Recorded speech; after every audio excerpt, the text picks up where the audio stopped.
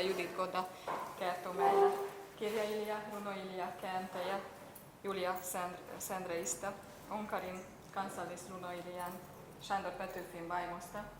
Itse olen alun perin historioitsija, siis olen siis erityisen kiinnostunut, mitä me kuulemme tänään tästä teemoista. Me tiedämme paljon kansanrunoilija Petőfistä, mutta vain vähän hänen vaimostaan. Kuten me kaikki tiedämme, naisten ura ja elämä ei ole ollut yksinkertaista historian aikana. Monet naistaiteilijat, kuten Yoko Ono ja François Gillot ja Dora Maar, ovat eläneet aviomiehestänsä varjossa. Naistaistelijoiden elämän ja työn tutkiminen on todella tärkeää ja sen lisäksi saman aikaan mielenkiintoista. Kiitos Judith Goddalle ja annan sulle puheenvuoron. Kiitos. Kiitoksia. Tervetuloa todellakin kaikki sydämellisesti tähän iltaan. Meillä on tunnin verran aikaa ja todella mielenkiintoinen aihe. Silloin kun minut Klaari kysyi aikoinaan, että voisitko se ajatella, että sä tulisit puhumaan, mä sanoin ihan niin kuin meidän kuoron solisti, että vastaan niin kuin vanha piikka kosintaan. Tarvitsen miettimisaikaa, mutta vastaukseni tulee olemaan myönteinen. Ja tämä on se, minkä takia me ehdottomasti halusin, että mä sain vihdoin. Ei ole pelkästään vain se, että mun äiti sai itselleen, että jos kerran sinut on koulutettu siellä Budapestin yliopistossa ja äidinkielen kirjallisuutta ja muuta, että miksi et sä käytä sitä osaamista? No täällä on sen verran tämmöisiä huoneistisia pätkätyöläisiä, että tämä ei kyllä elätä, mutta mun sydän on ehdottomasti sekä naiskirjailijoiden että sitten myös 1800-luvun kulttuurin puolella. Ja kun mä mietin, että mistä mä puhuisin, jos unkarilaisille sanoo Szendrei Julian nimen, heillä heti tulee yksi sellainen runo mieleen, jonka nimi on tämä otsikkokin, eli Syyskuun lopussa. Yksinkertainen asia, mitä tämä Petőfi runoja kääntänyt Otto Manninen siinä kirjassa oli sanottukin, että jos unkarilaiselta kysyy, kuka hänen mielestään on Unkarin suurin runoilija, vastaus on useimmiten selvä Sándor Petőfi. Lähes kaikki unkarilaiset osaavat ulkoa jotakin hänen runosäkeitään. Jos haluaisin selvittää, että ketkä ovat unkarilaisia tai ovat kasvaneet, mä lähtisin sanomaan, että még nyílnak a völgyben a kerti virágok, még zöldel a nyárfa az ablak előtt, de látod ottan a téli világot, már hótakar el a bércitetőt. Selkeästi näkyy. Eli kaikki periaatteessa pystyvät lähteä siihen mukaan, että se runo alkaa soida. Mutta sen lisäksi vielä, että mä tykkään heistä. Mä haluan kertoa sen verran itsestäni, että mitä varmasti kuulette näiden läpi. Eli se pieni tyttö siinä ensimmäisessä kuvassa, se on kasvanut Balatonfyredissä. Mä en tiedä, onko käynyt täällä porukassa joku siellä. No, hyvä. Mikä tulee mieleen? Kertokaa nyt. Joo. Kaunista. Rantaa, juu. Siellä on sellainen kaupunki, joka 1830-luvulla siellä rakennettiin ensimmäinen kiviteatteri. Ne silloin todella aatelisto on löytänyt itselleen sellaisen paikan, muun muassa sellainen Mauri Joukai, joka oli unkarilaisille ihan niin kuin Aleksis Kivi, eli hän on opettanut unkarilaisia lukemaan. Ja jopa 23 hänen romaanista on käännetty, että sen ajan sellainen todella kuuluisa kirjailija, hän on rakennuttanut myös siellä sellaisen paikan. Ja muun muassa hän on asunut samassa paikassa, eli hän oli kämpis quiz täällä Sendre ja Julialle, että sen takia myös tulette kuulemaan vähän enemmän myös siitä. Tämä pieni tyttö silloin, kun isän kanssa meni sinne päiväkotiin, on jo ihan marssinut silleen, että hän isältä on oppinut näitä ensimmäisiä sellaisia runoja, mitä maaliskuussa sanotaan, että äskysyn, kun rabuktovaat nämläsyn. Eli meillä oli jotenkin, se on ihan itsestään selvä, että pätöfirunot, ne ovat osa meitä. Ja me käveltiin sitä katuja pitkin, mutta tämä tie on vienyt minut sitten myöhemmin sinne Budapestiin, jossa sitten mä sain ehdottomasti ehkä parhaan opettajan, mitä mä olisin voinut saada silloin. Ja hänen ansiosta minä lähdin näiden naismatkakirjojen matkaan.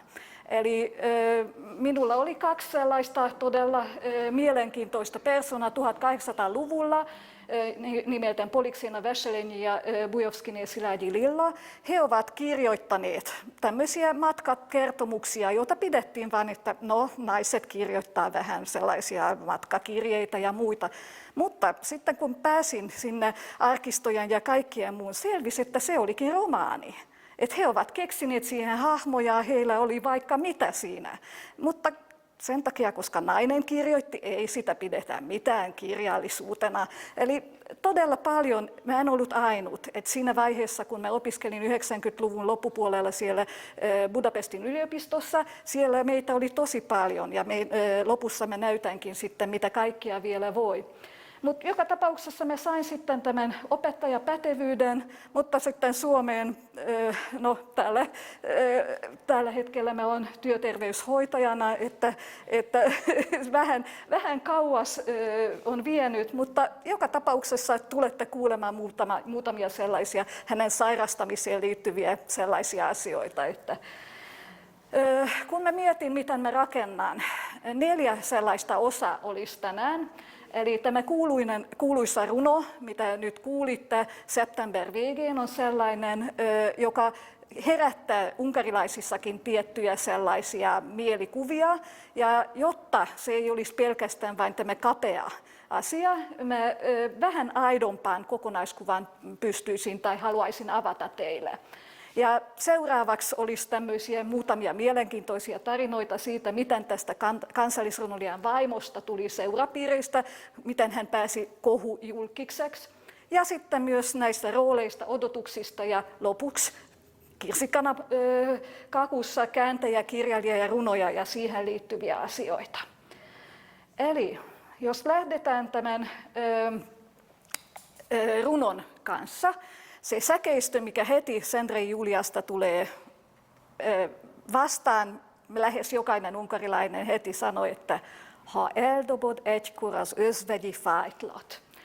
Ja tämä on asia, jota tällä hetkellä Otto Mannisen runon mukaan, mä luen teille tämän runon ensimmäinen tai toisenkin säkeistö, eli syyskuun lopulla. Viel aukeavat laaksossa kukkaset tarhain. On vihreä kartano koivumme tuo, mut tuolla kas talven on valta jo varhain, jo lunta se kukkulan otsalle luo. On rintani nuor, elon kaikkevät armaus, on siellä elon säihkyvä täs suvisää. Mut tukkahan tummaan kaas hiipi jo harmaus, loi hyrjettä päähän jo talvia jää. Oi tullos, oi istois sylihin kulta, vie kukkasen syys, elon kuolema vie. Pääs rintani nojaa, mun hautani multa, sen nojana huomenna, eikö jo lie.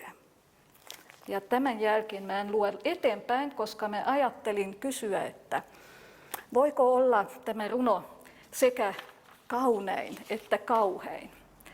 Eli tosiaankin, kun mietittiin, että mikä on, tai löytyisikö 12 parasta runoa, silloin 2007 oli kerätty kokonainen joukko.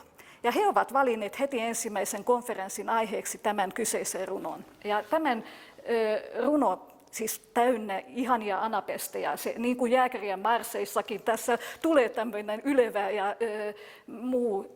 Ja jokainen tästä 24 rivistä, muun muassa runoilija oli tasan 24-vuotias, todella täynnä ihania säkeistöä, mutta sitten kun unkarilaisille sanotaan, heillä tulee tämä: jos kuolen mä ennen, oi peitätkö silloin mun silmäli liinoin ja kyynelisin? Vuoks oisitko lempien nuorensa, milloin mun jättäväni meni muistonikin? Tämä runopätkä on aikaisemminkin todellakin mietitty, että hän on pettäjä. Jos hän jättää miehensä, jos hän unohtaa, hän on tavallaan petturi. Hänen ei saisi missään nimessä. Hänen pitää elää ainoastaan vain hänen muistolleen. Mutta samalla siellä on tämä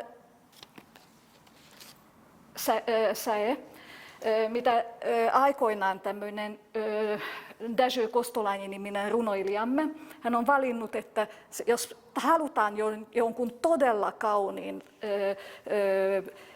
mikä kuvaa tämmöistä terälehtien putoamista, eli vertaa, miten elämä lähtee. Hän sanoi suorastaan niin, että emme ole koskaan lukeneet melodisempaa, soinnunkaampaa, mikäli usein lausutaan, tunnemme kielemme makeimman musiikin lisäksi sukulaiskieliä ja kaikkia itäisiä kieliä ja 1001 yön tarinoita. Eli nämä säkeistö, että älhulla virag, eli ramnikas eelet. Nyt saatte kokeilla. Ihan maistelkaa tämän. Voiko tämä olla kaunein? Älhulla virag, eli ramnikas eelet. Älhulla virag, eli ramnikas eelet. Älhulla virag, eli ramsikas eelet. Älhulla virag, eli ramnikas eelet. Eli siinä on paljon sellaisia asioita, joita mielellään kannattaa vielä vähän maistella, koska tosiaankin, jos terälähde tippuu ja elämä lähtee meidän edestä, sitten tämä runo voisi olla kuitenkin yksi niistä kauniimmista. Tämä 2007 konferenssi, siis pelkästään tästä runosta on kirjoitettu 200 sivua. Eli silloin kun mä mietin, että mitä mä sanoisin teille, täällä on niin paljon, jos pelkästään vain romaniankielisiä käännöksiä löytyy 16 kappaletta tästä runosta, italialaisia 9 kappaletta. Siellä serbiksi, mutta suomeksi on 1. Unkarin kaunein runo on käännetty tasan kerran. Mun kuorokaverin isoäidin isoisä on kääntänyt, ja tästä on 1 kappale. 1, mutta hyvä. No, on se hyvä. Parempi, mutta joka tapauksessa siellä on niin paljon sellaista asiaa, mitä mä todella toivon, että jos teidän joukossa on joku, tutustukaa tähän runoon, koska se on niin kaunis, että kannattaa miettiä, että voisiko siitä vielä löytää. Joka tapauksessa siinä on paljon sellaisia asioita.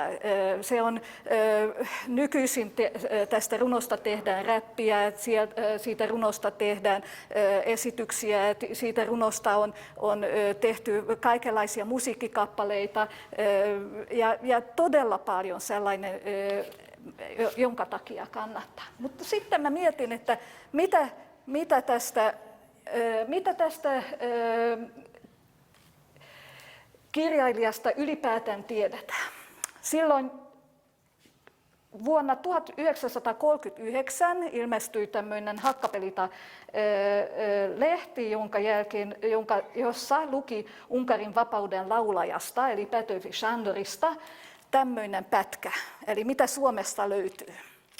Ihanne neito nimeltä Julia Sendrei asuu erässä Koillis-Unkarin hyljätyssä kylässä kreivi Kaaroin maatiloilla. Hän on pehtorin, toisin sanoen silloisten unkarilaisten olosuhteiden mukaan kreiviäkin vauraamman herran ainoa, lellitelty, haaveileva tytär. Hän ihastuu Petőfiin samoin kuin Petőfi hänen ensinäkemältä.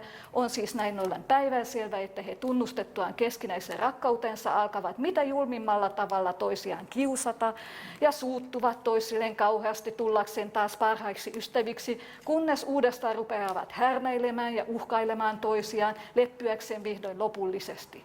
Ilman myötäjäisiä perinnöttä jätettynä ja isänsä kiroamana tyttö tulee rutiköyhään, mutta uljaan ja mainehikkaan maankiertäjän puolisoksi. Tämä oli se, mitä haluttiin tästä naisesta kertoa. ne kaikki, mitä mä korostin, ne eivät ole totta. Eli hän ei ole ollut ainut lapsi, heitä oli 3. Toki siellä on ollut paljon asioita, mutta näitä mä käyn teidän kanssa kohta läpi. Eli se matka, miten hän pääsisikin tähän ja minkä takia esimerkiksi hänen kuva jopa täällä Suomessakin on vähän sinne päin. Eli joulukuun viimeisenä päivänä Balatonfjordista noin 60 kilometrin päästä on sellainen kaupunki, jonka nimi on Kästhäi. Oletteko te, tai onko teidän joukosta joku, joka olisi käynyt siellä Kästhäissä? No, hyvä.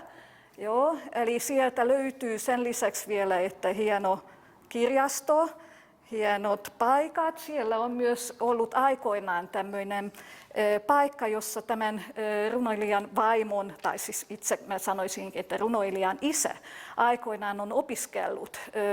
Ja hän on opiskellut maataloutta Georgikonissa, eli siihen aikaan ehkä se oli Euroopan ehkä kuuluisin ja tämmöinen korkeakouluasteinen, eli erittäin korkealle hän on opiskellut. Ja sen takia nämä kreivit ovat kilpailleet näistä osaajista, jotka sekä sitä maataloutta pystyivät ja sitten taloudellisestikin. Joten silloin kun tämä Festetic aatelissuvun lapsillekin tarjottiin vähän koulutusta, myös Julia pääsi tämmöiseen mamsellikouluun. Hän on päässyt oppimaan sellaisia asioita, mitä siihen aikaan, niin kuin vaikka Tatjana siellä Oneginissa, eli tavallaan oppimaan sellaisia ranskan kieltä, saksan kieltä, vähän maalata, vähän keskustella kauniisti ja vähän tanssin askeleita ja muita. Eli ihan samalla tavalla kuin siihen aikaan näistä mamsellikouluista hän pääsi myös tämmöiseen pensionaattiin myöhemmin. Eli jos verrataan, mikä oli täällä tyttökoulujen tilanne, että täällä 1843 oli Helsinki, Turku, Viipuri, jossa oli tämmöisiä tyttökouluja, ja 50-luvulla alkoi Kuopio, Vaasa ja Oulu. Et Unkarissakin on ollut tämmöisiä ensin aatelisnaisille, mutta sitten pikkuhiljaa ymmärrettiin, että naisetkin voivat jotain muutakin kuin pelkästään vain muutaman ranskankielisen ja sellaisen näennäisasian oppia. Joka tapauksessa tämä tyttö, tai nuori neito, joka sitten pääsi sinne Tiirei-taloon ystävättären luo, hän odotti todella paljon, että pääsisi sellaiseen paikkaan, jossa sitten näissä tanssiaisissa voisi tutustua aatelistoon ja kaikkien muiden kanssa. Ja siinä vaiheessa, kun hän meni sinne vastapäiseen taloon, siellä oli tämmöinen tilanne, jossa sitten yhtäkkiä tutustuikin sellaiseen poikaan, joka ei halunnut tanssia, mutta hän halusi mieluummin keskustella. Ja ainut asia vain, että hän ei ole ollut se aatelismies, jota isä olisi toivonut tyttärelleen, vaan oli tämmöinen näyttelijä ja sellainen, jolla ei ole ollut ihan sellaista toimeentuloa. Mutta tämä tyttö tämän tapaamisen jälkeen on kirjoittanut tämmöisen kirjan, mä tulen lukemaan teille. Ja tämä on sen takia nyt ihan, mä itse käänsin nyt tätä, että ei ole käännettynä, mutta mielestäni kertoo tästä 18 tai 17-vuotiaasta aika paljon. Tunnustan, että rakastan teitä enemmän kuin ketään muuta. En uskalla luottaa siihen, tulenko tuntemaan näin myöhemminkin. Useamman kerran, kun tulemme tapaamaan, kenties pääsemme tutustumaan sillä tavoin, ettei tapaamisten luonne tule vahvistamaan rakkautemme. Mikäli Bulwer on oikeassa, ja rakkauden suurin tappaja onkin sen itsestäänselvänä pitäminen, tämä minua kauhistuttaa. Mieluummin kaukana toisistaan kokonainen intohimoinen elämä kuin vierekkäin, mutta välinpitämättömänä. Tämän takia toistaiseksi en sitoudu vielä mihinkään. En lupaa mitään. Kerron kuitenkin, että mikäli keväällä te tulette käymään ja me molemmat tunnemme samoin, pidän meidän molempien kannalta velvollisuutena etsiä toisissamme tulevaisuuden onnemme pohjan. En pelkästään rakkauden ensihuuman pohjan, sen sijaan koko elämän onnellisuuden pohjan. Jos 17-vuotiaana ihminen pystyy siteeraamaan Bulweria ja kirjoittamaan tämmöisen, ei ihan tämmöinen tyypillinen pidettäytyvä nuori nainen, vaan siellä on aidosti tunteita, siellä on aidosti ajatuksia ja siellä on aidosti sellaisia asioita, mikä ei ole ollut välttämättä itsestään selvä siihen aikaan. Eli Pätöfi oli enemmän kiinnostunut Juliasta kuin Julia siihen aikaan, mutta hän kuitenkin halusi antaa Pätöfille mahdollisuuden, että kuitenkin tämä olisi ollut ihan mielenkiintoinen, mutta isä ei ole ollut kovin innoissaan tästä asiasta. Ja isä toivoi vävyksi sellaisen kuninkaallisen neuvoksen pojan ja kreivin ja komitaatin edustajan. Mutta kun sitten ne juorut alkavat elää ja siihen aikaan ei ole ollut hirveästi tämmöisiä varmuuksia ja muuta. Tämä Sándor Petőfi lähtee sen teatterikulkujen kanssa muualle ja hänet otetaan vastaan, että ihanaa, tämä kirjailija tulee ja nyt hänen kunniaksi se näyttelijätär laulaa heti ja kääntääkin hänen viimeisintä runoa. Jolloin sitten, kun Pätöfillä kerrottiin, että Julia meneekin naimisiin tämän kreivin neuvoksen pojan kanssa ja muuta, Pätöfi suuttui ja kosi sen näyttelijättären. Kuukausi myöhemmin siellä on todellakin sellainen tilanne, että tämä lehden kopisti aputoimittaja, kääntäjän näyttelijä, joka oli ensimmäinen, joka on elänyt ihan kirjallisuudesta, vaikka hän eli vain 26 vuotta, mutta pystyi elättämään sekä koko perheensä että muuta. Hän kosi tämmöisen Cornelia Priein 4 päivää myöhemmin. Ja tämä on ollut sellainen tilanne, että onneksi he eivät ole pystyneet sitä esteettömyyttä todistaa. Kukaan pappi ei ole suostunut ilman sitä esteettömyyttä. Ja lopulta sitten tämä kariutui tämä liitto onneksi. Mutta täällä on ollut paljon sellaisia asioita, että miten tässä me edetään. Että jos lokakuussa on vielä tämmöinen tilanne, että siellä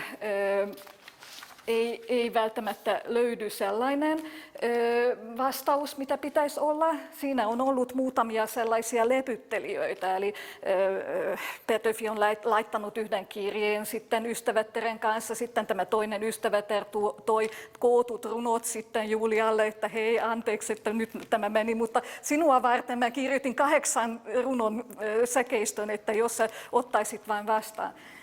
No, Julia lopulta tämä kello, mitä hän on, mikä kuvastaakin, eli kaikki kuvat ovat muun muassa tästä tämmöisestä kirjasta, eli heiltä on löytynyt 250 sellaista esinettä, mitä tälläkin hetkellä Budapestissa, jos pääsitte tämmöiseen kirjallisuusmuseoon, sieltä löytyy näitä tavaroita. Eli tosiaankin aika menee, mutta sitten lopulta sitten Julia leppyy. Ja siinä vaiheessa, kun sitten 2 kertaa kosi tämän jälkeen vielä isältä seuraavan kevään eli toukokuun aikana, isällä oli sitten lopulta sellainen ehto, että ainakin 3 kuukautta taukoa pitää, että pitää valmistautua niihin häihin. Ja tämä aluksi mainittu Juukai jopa siellä omassa Elämänkuvat -nimisessä lehdessä laittaa sellaisia ilmoituksia, että meidän kansallisrunoilija on kohta menossa naimisiin. Ja tämä ei ole ollut siinä mielessä tämmöinen tyypillinen asia, koska siihen aikaan tämä Ärdöd oli sellainen paikka, todellakin tämmöinen romanttinen, siellä on tämmöinen kappeli. Siellä oli sekä tämä kosinta että sitten eli kihlaus, silloin elokuun 5. päivä ja sitten kuukausi myöhemmin oli häät. Ne häät oli siinä mielessä ihan todella pienimuotoiset, koska jopa isä ei ole tullut siihen. Siellä oli vain 2 todistajaa, pappi ja sitten nuoriso.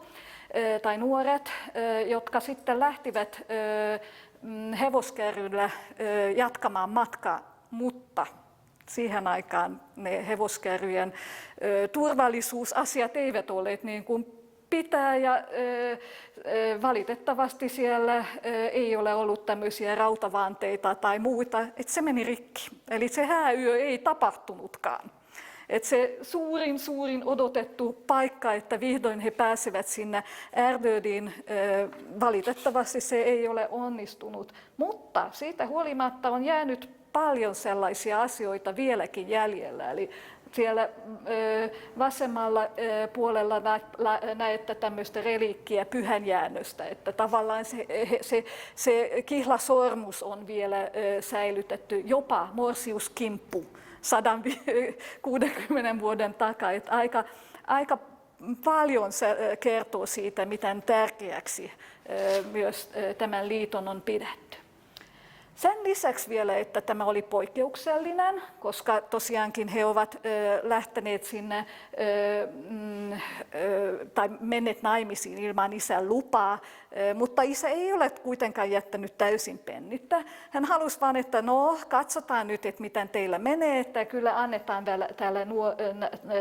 tälle nuorelle parille vielä mahdollisuuden jatkaa. He lähtivät sitten pitämään häämatkaa, ja se häämatka on tämmöisen kreivin, jonka nimi on Sándor Teleki, hänen palatsissaan. He ovat viettäneet melkein 1,5 kuukautta. Tämä ei ole ollut tavallinen siihen aikaan.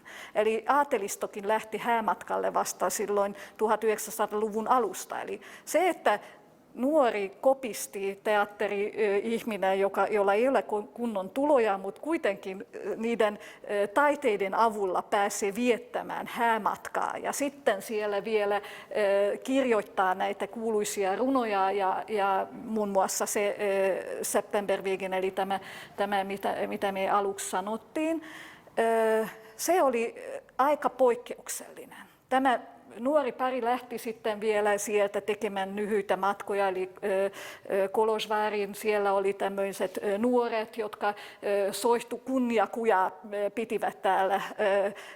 He olivat siihen aikaan ne julkikset. Eli heitä seurattiin ja todella haluttiin, että tämä nuori pari, miten sitten hän pystyy sitten tämän elämän rakentaa niin, että sitten myös heillä olisi paljon annettavaa ympäristölle. Julia on tykännyt, ja hänet pidetään Unkarin George Sandiksi, koska se yksi, minkä takia hän on tämmöinen radikaali. George Sand on ollut sellainen, joka siihen aikaan on käyttänyt miesten vaatteita, hän on ottanut pieniä sikareita ja kaikkia muita tämmöisiä. Pätöfi ystävälleen Kärini Friedrichille kirjoitti näin, että George Sand on kuin teurastaja, rohkea ja kunnioitusta herättävä työ, mutta se kuuluu miehille, ei naisille. Hänen romaaniansa lukiessani häiritsee ajatus, että kirjoittaja on nainen, ja lasken sen kädestäni tympääntyneenä. Mikäli nainen ryhtyy töihin, sopii laittaa keittiössä ruokaa tai kitkeä rikkaruohoja. Siellä pysyy kauniina, vaikka kädet liaten, mutta antakoon miesten hoitaa tallihommat.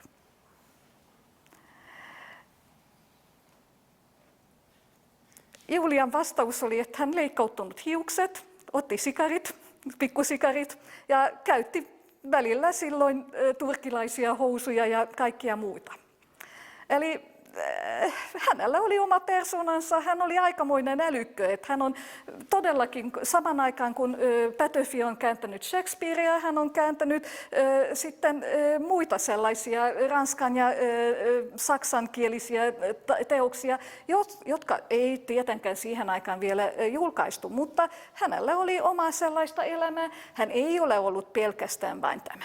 Eli hän ei ole, mitä myöhemmin, 50 vuotta myöhemmin, hänet, vaikka Njugatin ihmiset ovat halunneet nähdä nimenomaan tämmöisiä rebellinä. Ei pelkästään, mutta hänessä on ollut tämmöisiä erilaisia muutoshaluja ja halusi näyttää, että kyllä nainen pystyy tekemään jotain. Hän on kirjoittanut päiväkirjoja ja nämä päiväkirjat ovat tulleet siihen aikaan tämän Juukain kautta. Tämmöinen Kuvia elämästä on se paikka, jota tämä Mauri Juukai on toimittanut. Ja sieltä löytyi myös sellaisia pieniä pätkiä tästä päiväkirjasta. Pätöfi, eli Julian mies, on lähettänyt hänen ystävälleen vähän pieniä pätkiä. Ja se on ilmestynyt ihan lokakuun 30. päivä ja sitten se jatko-osa viikko myöhemmin. Ihmiset ovat odottaneet. Siihen aikaan ei ole ollut vielä niin paljon tämmöistä, no ei seiskalehdistöä, mutta kuitenkin sen tyyppisiä, että he odottivat, että miten voi niin rohkeasti kirjoittaa tunteista ja vielä naisen ääni, että miten tämmöinen tulee. Toki Julia ei ole pelkästään vain näitä kirjoittanut. Hän on kirjoittanut aivan ihania luontokuvauksia, hän on itsereflektioita ja kaikkia muuta. Eli oli tämmöisiä pienempiä lehtiä Jyrissä ja muuta, mutta niitä ei ole hirveästi luettu. Se on ihan hyvä, että tämmöisiä päiväkirjoja kirjoitellaan, mutta ei se ole niin keskeinen. Ainakaan siihen aikaan. Eli ne roolit ja odotukset, mitä siihen aikaan oli odotettu, että tämä nuori nainen, hän halusi sitten miehensä kanssa mennä Budapestiin sellaisen paikkaan asumaan ja pyysivätkin näyttelijäkaveri selvittämään, että he haluaisivat muuttaa riittävän lähellä, jossa on hyvä ilmasto, eli se ei saa olla tämmöinen kostea paikka. Ja sitten siellä on myös tämmöisen porvariskodin riittävä, eli 3 huonetta pitää olla. Tämä on muuten hyvä, mutta kun se palkka. Miten sitten tästä päästä eteenpäin? Tosiaankin siihen aikaan he muuttivat yhteen, eli oli kämppikset. Eli siihen aikaan tämä Juukai on sanonut, että no sitten hän voi vuokrata heiltä, alivuokrata tämmöisen huoneen. Ja se huone oli siinä mielessä ihan hyvä, että sitten heillä oli todella tämmöisiä älymystökeskusteluja, mutta se mikä oli siihen aikaan omituinen, että Julia ei ole suostunut siihen, että hän on siellä keittiössä ja laittaa vain ruokaa, vaan hän keskustelee näiden älykköjen kanssa. Ja tämä oli täysin kestämätön. Kaikki odottivat, että kyllä jos nainen menee naimisiin, hänen paikka on keittiössä ja pitää huolehtia ja sitten voi tarvittaessa täyttää. Mutta hän on ollut vähän niin kuin Fredrika Runeberg.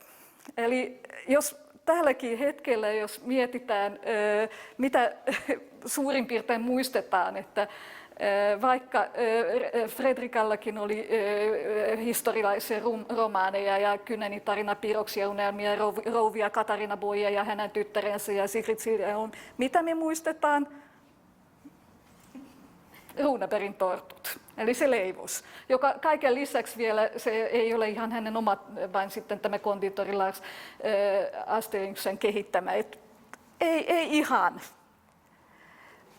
Nyt mä toivon, että seuraavan kerran, kun te syötte sitä Runebergin torttua ja odotatte, että sitten maaliskuun 15. päivä tulee, joka on unkarilaisilla tosi tärkeä, muistatte myös sitä, että tämä Julia on ollut sellainen, joka on ensimmäisen kerran on tehty tämän kokardin. Eli maaliskuussa unkarilaiset laittavat 15. päivää tämmöisen kokardin, joka siinä mielessä nyt italialaisia terveisiä vieläkin enemmän, koska jos se olisi ollut oikea oppinen, se olisi se keskimmäinen, eli se vihreä olisi ulkoapäin. Se on se oikea, mutta kun Julia on sanonut, että se punainen on huomattavasti parempi.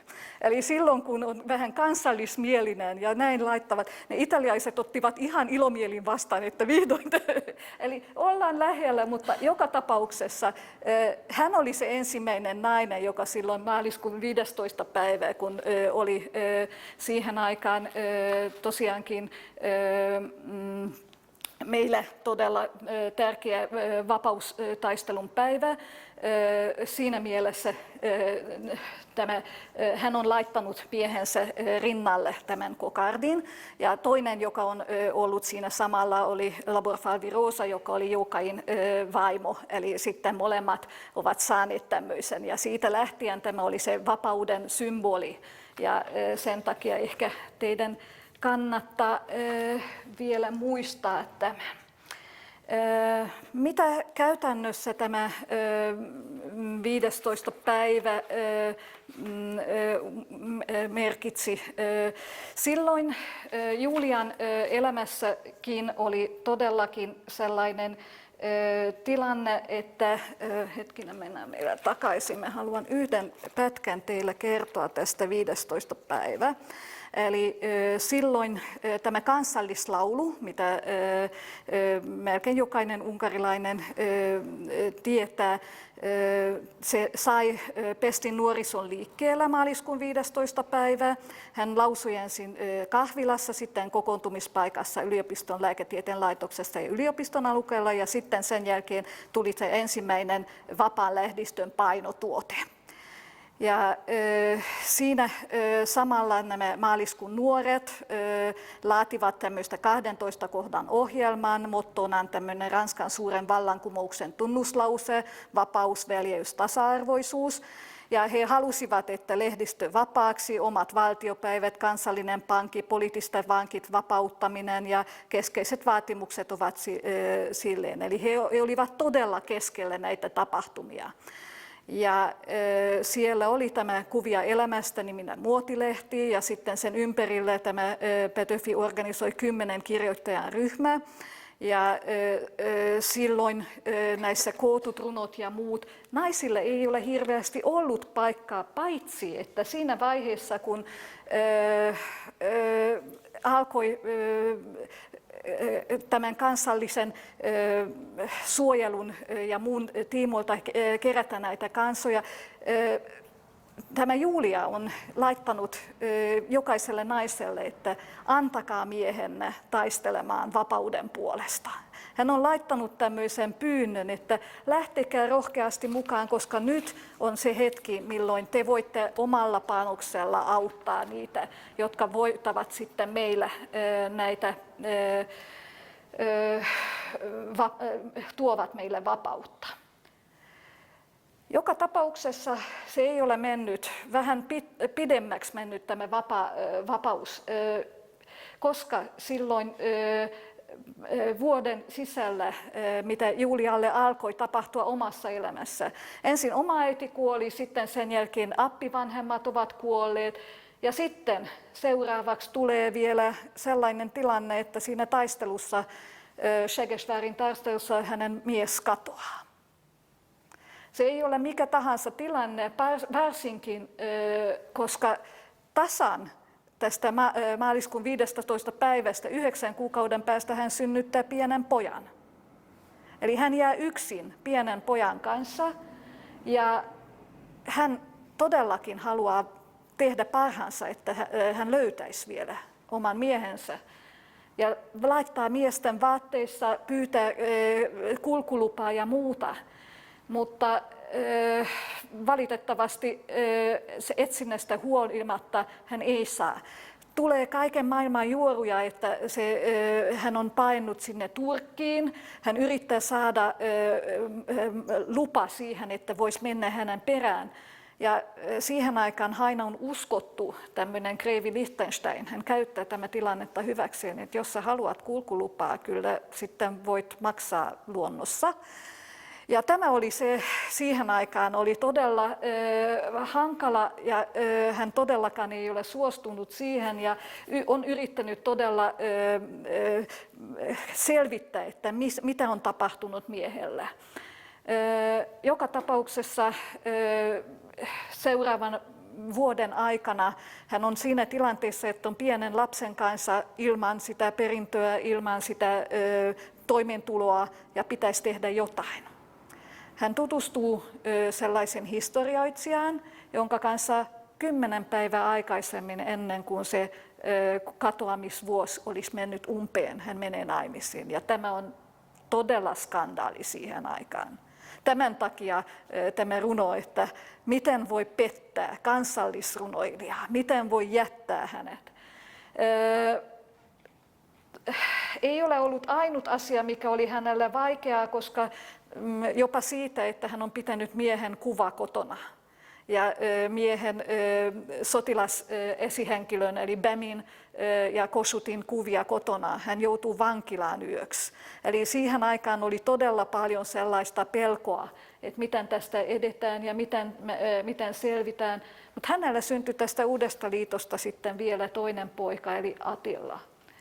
Se kuva, mitä täällä näette, on Julian äitiysmekko.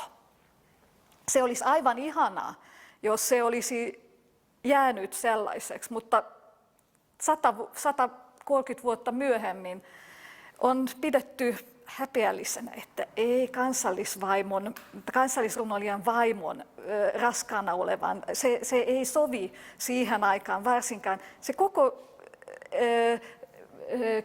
näyttely meni uusiksi, että hänellä ei voitu tämä, eli tavallaan leikattiin uusiksi, koska hän ei ole sopinut edes siihen, ei saa näyttää edes raskaana olevana. Eli vähän Julian koko olemus on sellainen, että hän ei ole käyttäytynyt niin kuin häneltä odotettiin.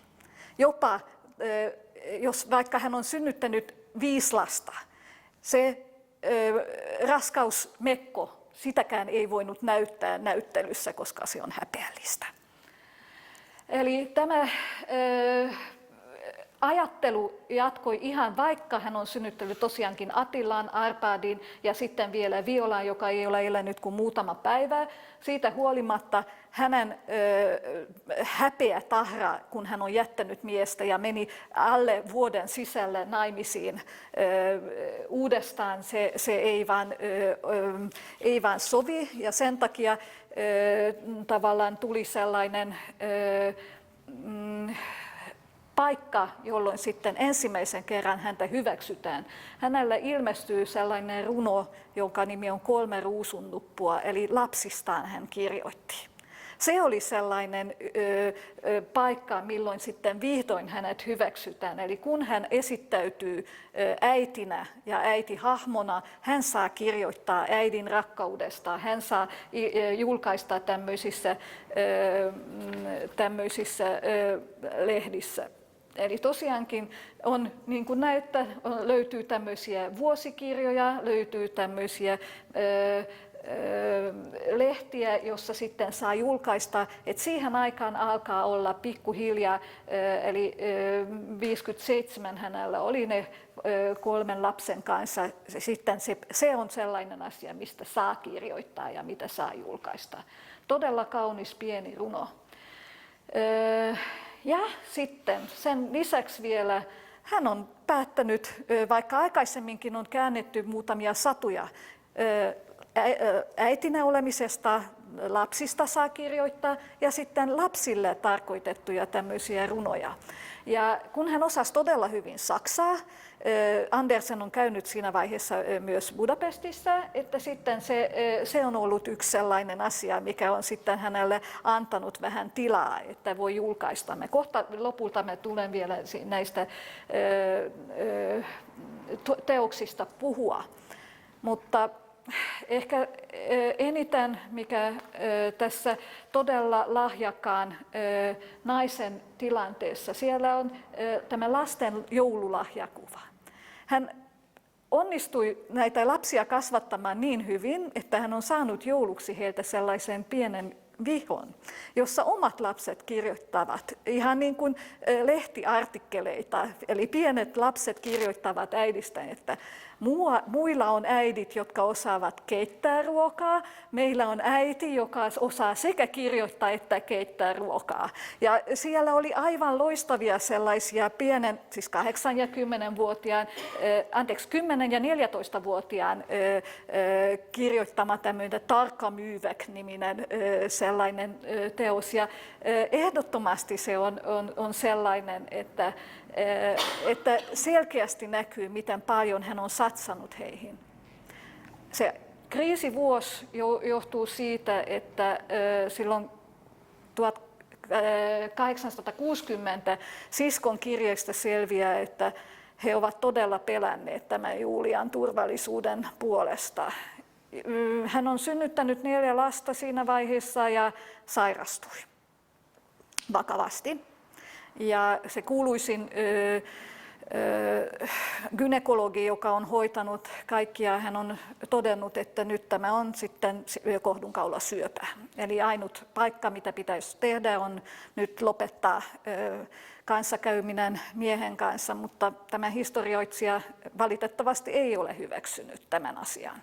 Ja koska hänellä kuuluu se, että naisen paikka on täyttää miehen toiveet, valitettavasti siellä on ollut tosiaankin näistä päiväkirjoista löytyi paljon sellaisia kauhutarinoita tai siis sellaisia asioita, että lasten takia on yrittänyt tehdä kompromisseja ja on yrittänyt kasvattaa heitä niin, että kukaan ei näkisi. Mutta siinä vaiheessa, kun myöhemmin tuli sellainen tilanne, että hän on kestänyt vuosia, mutta jossain vaiheessa se raja tuli vastaan ja hän voi todella huonosti. Hän on jopa pyytänyt omalta isältään lupaa, että hän voisi jättää katolisen uskon ja siirtyä protestantiksi, jotta voisi mennä uudestaan naimisiin, koska hän ei pysty enää tämmöisen väkivallan kohteena olla. Hän ei ole saanut isältä valitettavasti tämän luvan.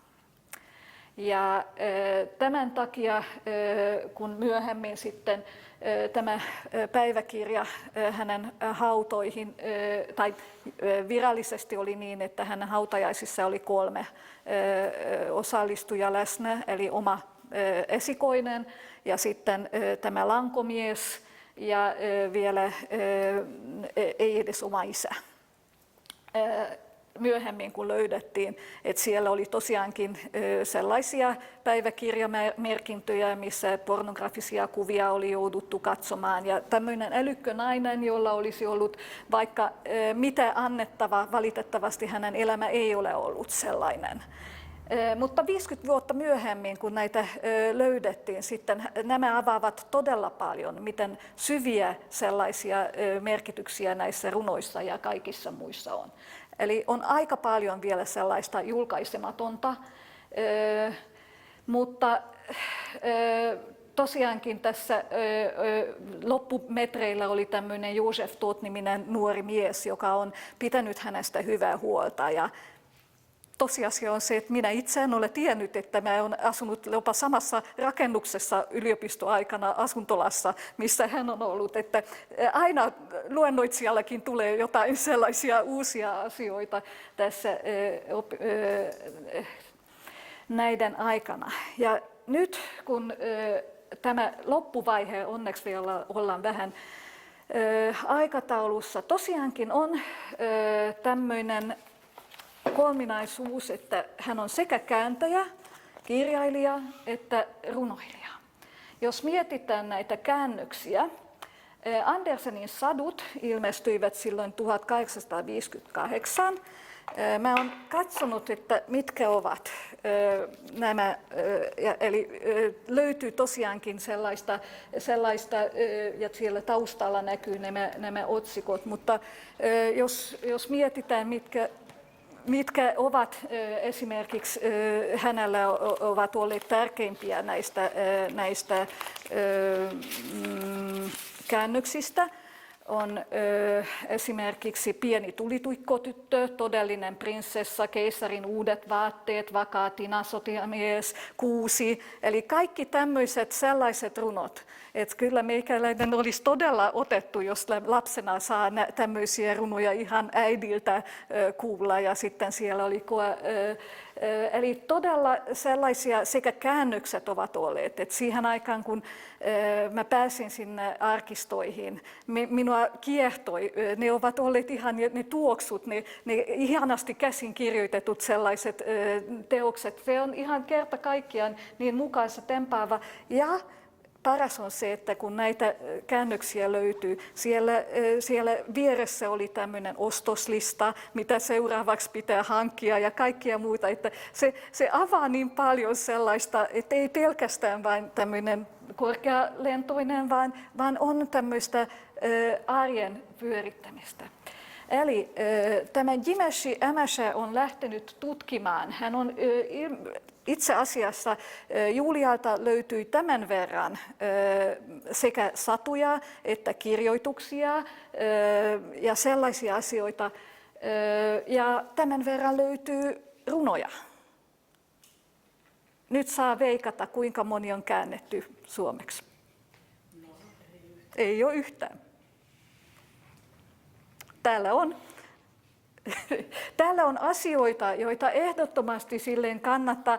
Emme sano, että hän on kuuluisin ja hänellä, mutta jos suomalaisilla on Minna Kant, miksi meillä ei ole Julia Sendrei? Miksi meillä ei ole sellaisia 1800-luvun kirjoittajia ja runoilijoita ja muita, joista ainakin muutaman teoksen voisi ottaa?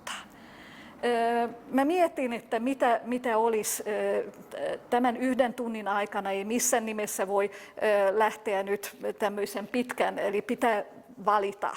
Ja se, että valitsenko mä hänen, no joka tapauksessa tästä hänen lanko, joka itse asiassa olisi halunnut kosia myös tämän Julian, mutta jostain syystä ei ole mennyt. Sitten lopulta hän kosi sitten siskon. Hän oli kuuluisa kriitikko siihen aikaan.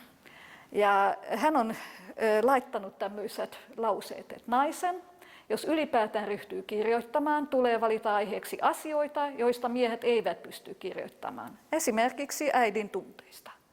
Kirjallisuus tulee laimentumaan, jos kuka tahansa voi julkaista kirjoitelmiaan.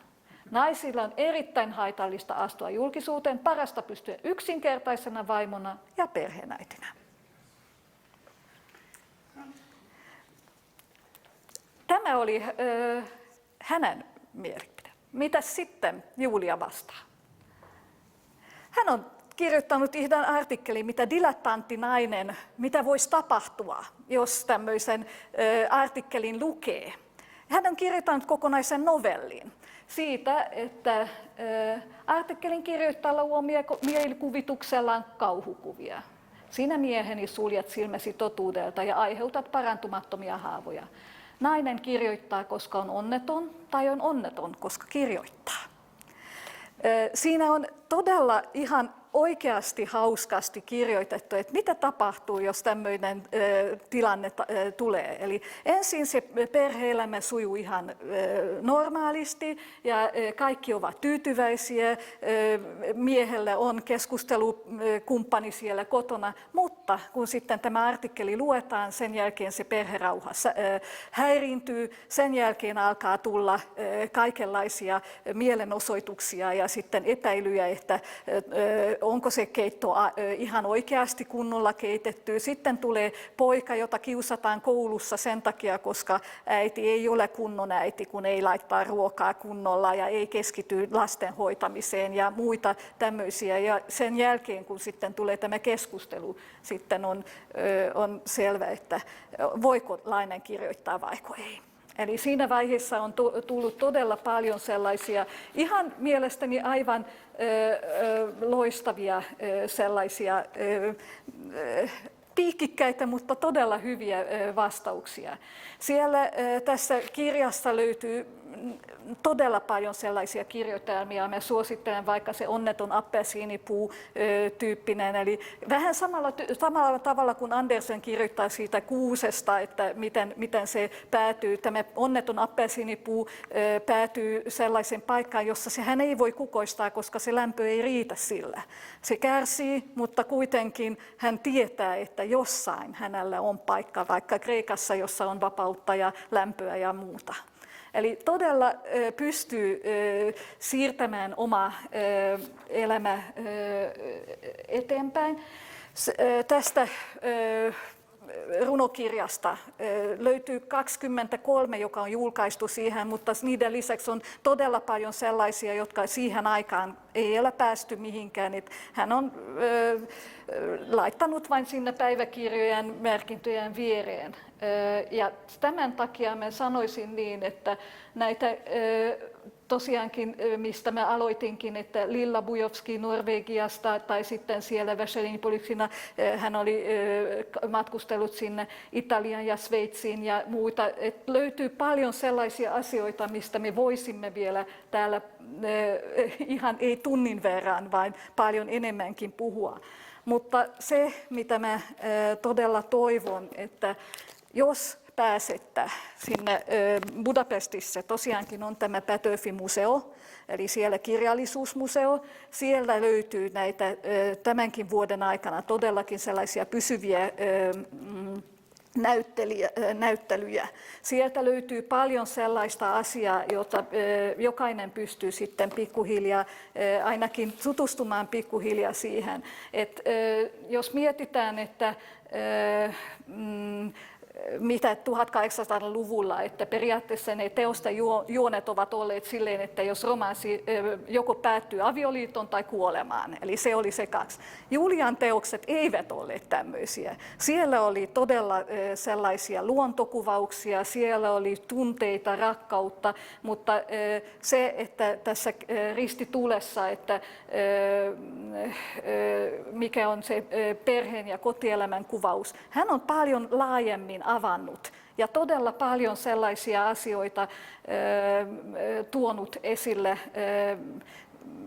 Jos täällä Suomessa 1840 ilmestyi ensimmäisiä romaaneja, naisten kirjoittamia romaaneja ja muita, Unkarissa on todella kymmenittäin sellaisia naisia, jotka ovat yrittäneet tuoda sitä omaa ääntä kuuluvaksi, mutta heistä ei vaan puhuttu.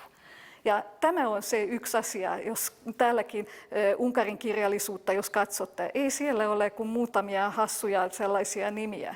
Onneksi nykyisin tutkitaan, onneksi nykyisin ymmärretään, että nämä naiset ovat tuoneet sitä tasa-arvoa ja huolimatta näistä haasteista, mitä yhteiskunta on tarjonnut heille, ovat tuoneet todella paljon sellaisia asioita, että mä lämpimästi suosittelen, jos vain pääsette sekä lukemaan että kääntämään.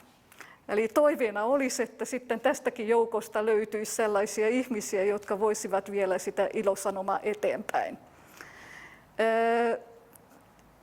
Mä olen tuonut yhden nokkahuilun vaan mukaan, jos jää aikaa, 3 minuuttia aikaa, nyt me lopetaankin sillä. Eli tämmöinen ihan kansanlaulu, mutta se on käännetty, Viljo Tervonen on kääntänyt.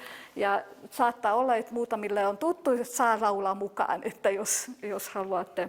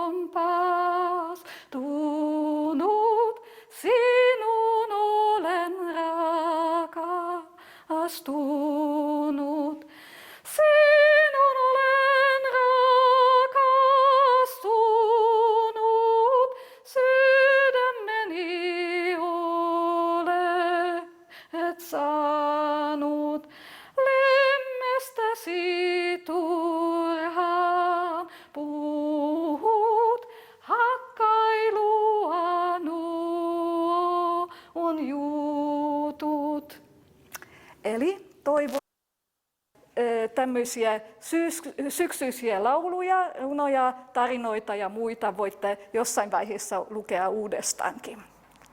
Tämä oli ehkä minuutin päästä. Hyvä. Kiitoksia.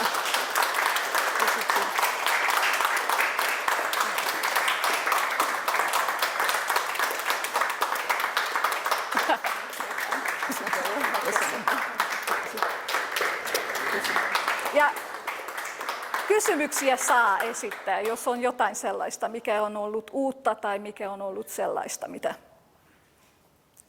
Uutta on ollut se, että Pätöfi on ollut naimisissa. Niin. Jokainen menestyvän miehen takana on nainen. Mutta se, että minä julkistin, että Otto Mannisen suomennoksia ei pidä lukea, koska tämä on minun mielipiteeni. Minä olen 23-vuotiaana, kun olen opiskellut vuoden Unkaria, ollut vähän aikaa Budapestissa, lukenut ihan hurmioissa antikvariaatista ostettua unkarinkielistä runokirjaa. Mun mielestä se on aivan ihana, Mikkel Kasik, Söldoföld, minäkin ymmärsin. Mutta, ja ne on semmoista niin kuin tavallista kieltä, se Pätöfin kieli. Mutta Mannisen kieli ei vieläkään pysty lukemaan sitä. Tai siis, että on semmoista hyvin sujuvaa. Joo, mutta on muutamia oikein hyviäkin käännöksiä, että ei kaikki, että muutamia mä voisin ihan selkeästi, vaikka tämä, mitä hän kirjoitti tässä, on se toinen, mä ihan tämmöinen yksinkertainen tämä Resketa Bukormer Madarka Sallotra, eli lintu lenti oksalle, kevyt oksa kiikkui, tulit tyttö sydämeeni, siitä sydän liikkui, tulit tuttu pieni, siitä sydän telmi, tuttu pieni maailmaan suuren suuri helmi. Eli tulee muutamia sellaisiakin, mitä tulvillan on tonava yksi ylikin jo juoksi, täys on sydän mulla tunteheni vuoksi, ruusun lehvässäni lemmitkös mä lemmin, ei sua taatto maammo lemmi tulisemmin. Yhdessä kun oltiin silloin lemmit kyllä, silloin kesä nytpä talvi, kylmä talvi yllä. Ellet lemmi jää hyvin viimeisen kerran, vaan jos lemmit tuhat siunausta Herran. On se Pätöfi. On. Joo, eli kannattaa lukea unkarin kieltä. On. Resketa Bukormer Madarka Sallotra, Resketa Lälkämer Lesembe jutottaa. Eli me ainakin osa meistä todellakin osaa kymmenittäin Pätöfin runoja. Ja ne ovat osa meitä. Eli ainakin mä uskoisin niin, että ei voi jättää huomioita, mutta olisi hyvä, että me osaisimme edes yhden Julia Sandrein runon. Tai itsekään pitää myöntää, että mä onnistuin valmistumaan niin, että en ole lukenut Sandre Juliasta ensimmäistäkään runoa. Nyt mä olen lukenut kaikki. Eli mä voin, jos olisi jäänyt aikaa, täällä on ne kohdat, mutta tässä vaiheessa tämä oli vain tämmöinen pintaraapaisu hänestä. Ei tässä hirveästi pysty, mutta mä todella toivon, että jos se lähtee se pieni mielenkiinto tai joku muu, saattaa olla, että jossain vaiheessa meillä on tämmöinen runokirja. Ei välttämättä pelkästään hänestä, koska hän on kansallisrunoilijan vaimo. On muitakin, jotka ovat julkaisseet yhtä ja toista, mikä voisi olla mielenkiintoinen jopa suomalaisille. Mutta unkarin kieltä opiskelemaan ehdottomasti. Onko muita sellaisia kommentteja tai onko ollut tuttu tarinaa?